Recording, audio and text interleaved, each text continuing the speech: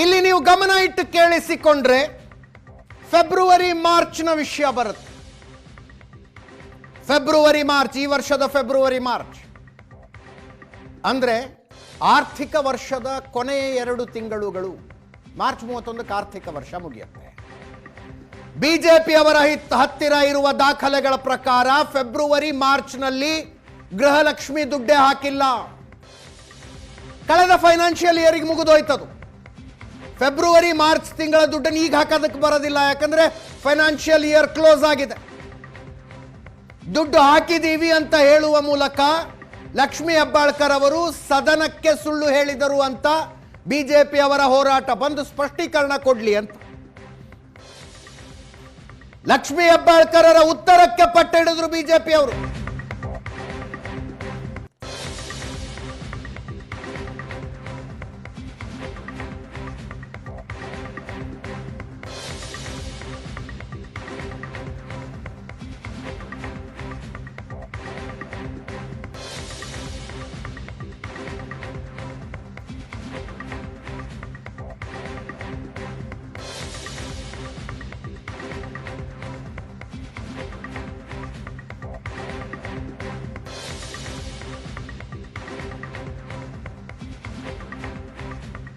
ಕೊನೆಗೆ ಸ್ವತಃ ಸಚಿವರು ಬಂದು ಇವತ್ತು ತಪ್ಪು ಒಪ್ಕೊಂಡ್ರು, ಅಧಿಕಾರಿಗಳ ತಪ್ಪು ಮಾಹಿತಿ ಕೊಟ್ಟರು. ಫೆಬ್ರವರಿ ಮಾರ್ಚ್ ಹಾಕಿಲ್ಲ ನಾವು ದುಡ್ಡನ್ನ ಅಂತ.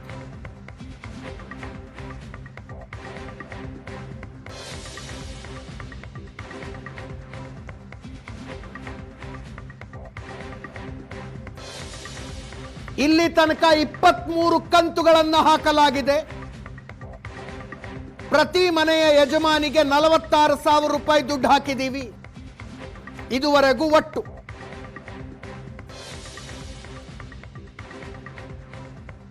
ಆದ್ರೆ ಮಹೇಶ್ ತೆಂಗಿನಕಾಯಿ ಅವರು ಫೆಬ್ರವರಿ ಮಾರ್ಚಿನ ದುಡ್ಡು ಬಂದಿಲ್ಲ ಅಂದಿದ್ರು. ಆಗ ನಾನು ಆಗಸ್ಟ್ ವರೆಗೂ ಗೃಹಲಕ್ಷ್ಮಿ ಹಣ ಬಂದಿದೆ ಅಂದಿದ್ದೆ. ಆಗಸ್ಟ್ ವರೆಗೂ ದುಡ್ಡು ಹಾಕಲಾಗಿದೆ ಅನ್ನುವ ಮಾಹಿತಿ ನನಗಿತ್ತು. ಮತ್ತೆ ವಿಚಾರಿಸಿದಾಗ ಫೆಬ್ರವರಿ ಮಾರ್ಚ್ನ ಕಂತು ಹಾಕಿಲ್ಲ ಅಂತ ಗೊತ್ತಾಯಿತು. ಸದನಕ್ಕೆ ತಪ್ಪು ಮಾಹಿತಿ ಕೊಡೋದು ನನ್ನ ಉದ್ದೇಶ ಅಲ್ಲ. ನನ್ನ ಮಾತಿನಿಂದ ಬೇಸರವಾಗಿದ್ದರೆ ವಿಷಾದ ವ್ಯಕ್ತಪಡಿಸ್ತೀನಿ. ವಿಷಾದ ಅನ್ನುವ ಪದ ವಿಪಕ್ಷ ಸದಸ್ಯರಿಗೆ ಇಷ್ಟವಾಗದಿದ್ರೆ ಕ್ಷಮೆ ಕೇಳ್ತೀನಿ. ಆದರೆ ಮಹಿಳೆ ಎಂಬ ಕಾರಣಕ್ಕೆ ಈ ರೀತಿ ಮಾಡೋದು ಸರಿಯಲ್ಲ ಅಂತ ಶಾಸಕರಾದಂಥ ಮಹೇಶ್ ತೆಂಗಿನಕಾಯಿ ಅವರು ಗೃಹಲಕ್ಷ್ಮಿಯ ವಿಚಾರವಾಗಿ ಒಂದು ಪ್ರಶ್ನೆಯನ್ನ ಕೇಳಿದ್ರು. ನಾನು ಮೊನ್ನೆ ಕೂಡ ಸದನಕ್ಕೆ ಹೇಳಿದ್ದೇನೆ, ಇವತ್ತು ಕೂಡ ಅದನ್ನೇ ಹೇಳಲಿಕ್ಕೆ ಬಯಸ್ತೇನೆ. ಈ ಗೃಹಲಕ್ಷ್ಮಿ ಯೋಜನೆ ಪ್ರತಿ ತಿಂಗಳು 2,000 ರೂಪಾಯಿ DBT ಮುಖಾಂತರ ನಾನು ಡೈರೆಕ್ಟ್ ಆಗಿ ಅವರ ಬ್ಯಾಂಕ್ ಅಕೌಂಟ್ಗೆ ಹೋಗುವಂತ ಒಂದು ಅತ್ಯುನ್ನತ ಒಂದು ಯೋಜನೆ. ಇಲ್ಲಿಯವರೆಗೆ 23 ಕಂತುಗಳನ್ನು ಹಾಕಿದ್ದೇವೆ. 46,000 ರೂಪಾಯಿಗಳು ಒಬ್ಬೊಬ್ಬ ಮನೆಯ ಯಜಮಾನಿಗೆ 1,26,00,000 ಮನೆಯ ಯಜಮಾನಿಗಳ ಕುಟುಂಬದ ಯಜಮಾನಿಗಳಿಗೆ ಸಿಕ್ಕಿದೆ ಅಂತ ಮೊನ್ನೆ ಕೂಡ ನಾನು ಹೇಳಿದ್ದೀನಿ. ಈ ಹೇಳುವಂತ ಸಂದರ್ಭದಲ್ಲಿ ಪದೇ ಪದೇ ಅವರು ಹೇಳ್ತಾ ಇದ್ರು, ನನಗೆ ಮಾರ್ಚ್ ಮತ್ತು ಫೆಬ್ರವರಿ ಮತ್ತು ಮಾರ್ಚ್ ಇದು ಬಂದಿಲ್ಲ ಅಂತ ಹೇಳ್ತಾ ಇದ್ರು ಸದಸ್ಯರು. ನಾನು ಹೇಳಿದೆ ಆಗಸ್ಟ್ ವರೆಗೂ ಕ್ಲಿಯರ್ ಮಾಡಿದ್ದೀನಿ ಅಂತ ನಾನು ಹೇಳಿದೆ. ಮಾನ್ಯ ವಿರೋಧ ಪಕ್ಷದ ನಾಯಕರು ಕೂಡ ಹೇಳಲಿಕ್ಕೆ ಬಯಸ್ತೇನೆ, ನನ್ನ ಮಾಹಿತಿ ಪ್ರಕಾರ ಕೊಟ್ಟಿದ್ದೀವಿ ಅನ್ನೋದು ಒಂದಿತ್ತು. ಆದರೆ ಹೋಗಿ ನಾನು ಮತ್ತೆ ವಿಚಾರಣೆ ಮಾಡಿದಾಗ ಫೆಬ್ರವರಿ ಮಾರ್ಚು ಇನ್ನೂ ಹಾಕೆಲ್ಲ ಸ್ವಲ್ಪ ಹೆಚ್ಚು ಕಡಿಮೆ ಆಗಿ ಅನ್ನುವಂಥ ಮಾಹಿತಿ ನನಗೆ ಬಂತು. ಆದರೆ ಇದರ ಅರ್ಥ ಎಲ್ಲರಿಗೂ ಹೇಳಲಿಕ್ಕೆ ಬಯಸ್ತೇನೆ, ಸದನದಲ್ಲಿರುವಂಥ ಎಲ್ಲ ಸನ್ಮಾನ್ಯ ಗೌರವಾನ್ವಿತ ಸದಸ್ಯರಿಗೆ ಹೇಳಲಿಕ್ಕೆ ಬಯಸ್ತೇನೆ, ತಮಗೆಲ್ಲರಿಗೂ ತಪ್ಪು ಮಾಹಿತಿಯನ್ನು ಕೊಡೋದಾಗಲಿ ಅಥವಾ ಸದನನ ಮಿಸ್ಲೀಡ್ ಮಾಡೋದಾಗಲಿ ನನ್ನ ಉದ್ದೇಶವಿಲ್ಲ. ನನ್ನ ಮಾತಿನಿಂದ ಯಾರ್ದಾದ್ರೂ ಭಾವನೆಗೆ ಇದಾಗಿದ್ರೆ ನಾನು ವಿಷಾದವನ್ನು ವ್ಯಕ್ತಪಡಿಸ್ತೀನಿ. ಆದರೆ ಒಬ್ಬ ಮಹಿಳೆ ಅಂತ ಹೇಳಿ ಈ ಮಟ್ಟಕ್ಕೆ ತಾವೆಲ್ಲ ಮಾಡ್ತಾ ಇದ್ದೀರಲ್ಲ, ಯಾವ ಮಟ್ಟಕ್ಕೆ?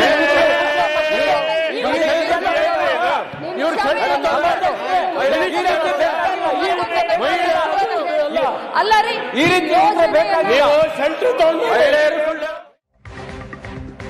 ನಂತರ ಬಿಜೆಪಿ ಶಾಸಕರು ಸಭಾತ್ಯಾಗ ಮಾಡಿದರು.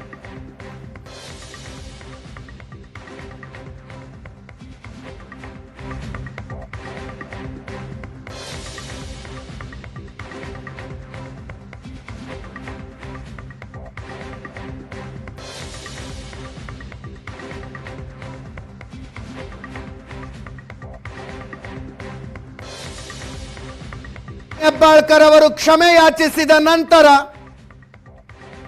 ಸರ್ಕಾರದ ವಿರುದ್ಧ ಧಿಕ್ಕಾರ ಕೂಗ್ತಾ ವಿಪಕ್ಷಗಳ ಶಾಸಕರು ಸಭಾತ್ಯಾಗ ಮಾಡಿದರು.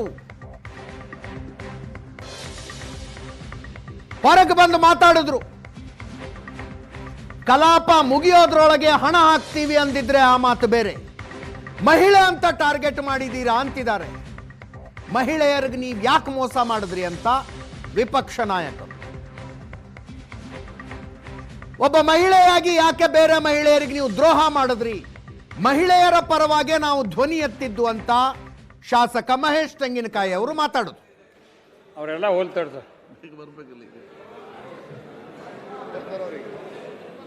ತಾವು ಪ್ರಾರಂಭ ಮಾಡಿ. ಅಲ್ಲ ಜನ ಬೇಗ ಬನ್ನಿ ಅವರೇ.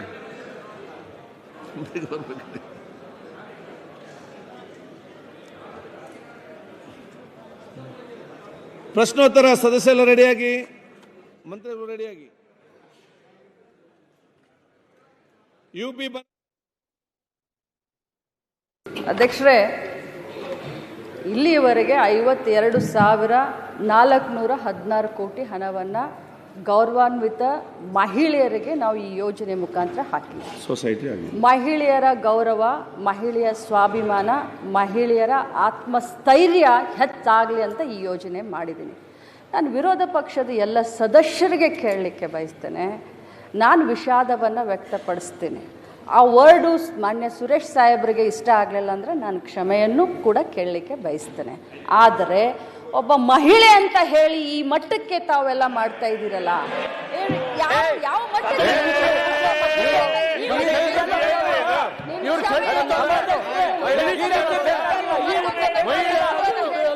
ಅಲ್ಲ ರೀ,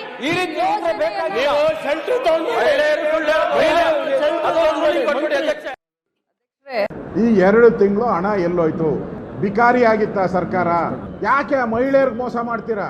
ನಾವು ಕೇಳ್ತಾ ಇರೋದು ಮಹಿಳಾ ಮತ್ತು ಮಕ್ಕಳ ಸಚಿವರೇನು ಮಹಿಳೆ ಆಗಿದ್ದಾರೆ ಅಂತಲ್ಲ, ನೀವು ಯಾಕೆ ಮಹಿಳೆಯರಿಗೆ ಮೋಸ ಮಾಡಿದ್ರಿ? ಸದನದಲ್ಲಿ ಅವ್ರು ಉತ್ತರ ಕೊಡಬೇಕಾದ್ರೆ ಅವ್ರು ಹೇಳ್ಬೇಕಾಯ್ತು, ಈ ಸದನ ಮುಗಿಯೋದ್ರೊಳಗಡೆ ಅವ್ರ ಅಕೌಂಟ್ಗೆ ಒಂದೇ ಸರಿ ಹಾಕ್ಬಿಡ್ತೀನಿ ಅಂತ ಹೇಳಿದ್ರು ನಾವು ಕ್ಷಮಿಸ್ಬಿಡ್ತಾ ಇದ್ರಿ. ಅಧಿಕಾರಿಗಳು ತಪ್ಪುಗಳನ್ನು ಬರ್ಕೊಟ್ರೆ ಅದನ್ನೇ ತಂದು ಓದ್ತಿರಲ್ಲ. ಯಾಕೆ? ಇಲ್ಲಿ ಸದನದಲ್ಲಿ ಬಂದಿರೋವಂಥ ಮಂತ್ರಿಗಳು ಯಾರಾಗ ಒಟ್ಟಾಗಿ ಯಾರು ಕೂತಿಲ್ಲ, ಎಲ್ಲ ಡಿವೈಡೆಡ್ ಆಗಿದ್ದಾರೆ.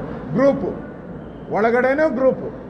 DK ಶಿವಕುಮಾರ್ ಬರ್ತಾರೆ, ಅವ್ರಿಗೆ ಒಂದು ಅಷ್ಟು ಜನ MLA ಹತ್ರ ಮಾತಾಡ್ತಾರೆ. ಇಲ್ಲಿ ಲಾಂಜಕ್ಕೆ ಬಂದರೆ DK ಗ್ಯಾಂಗ್ ಒಂದು ಕಡೆ, ಅವ್ರ ಗ್ಯಾಂಗ್.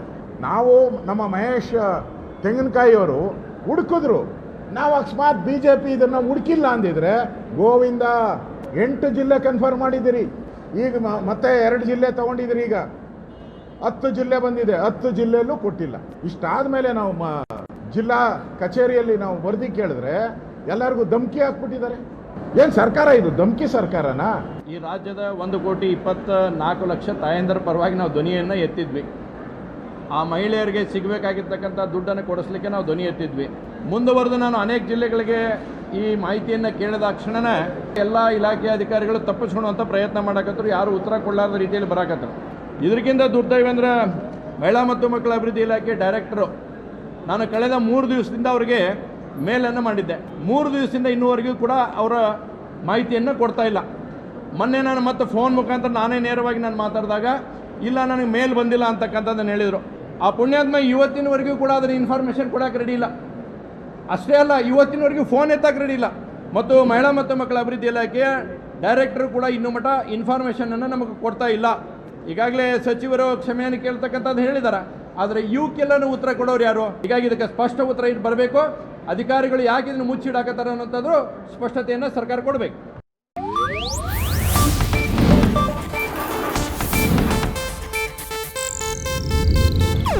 ಇದು ಏಷ್ಯಾನೆಟ್ ನ್ಯೂಸ್ ನೆಟ್ವರ್ಕ್ ಪ್ರಸ್ತುತಿ.